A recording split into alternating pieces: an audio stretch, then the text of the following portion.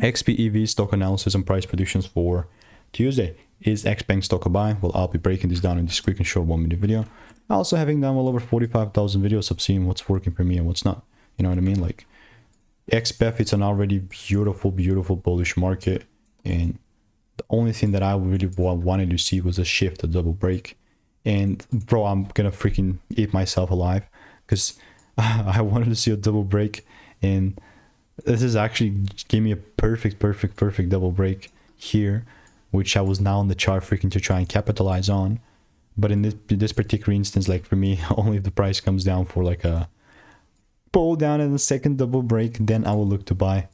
But yeah, I do feel FOMO now, but am I gonna randomly buy? No. So I'm just still waiting for rules. If there's no confirmation, I will not further look to buy. And if you want to stay tuned and get free money making emails and insights, then just click the first link in the description and I'll continue to keep you updated. Goodbye.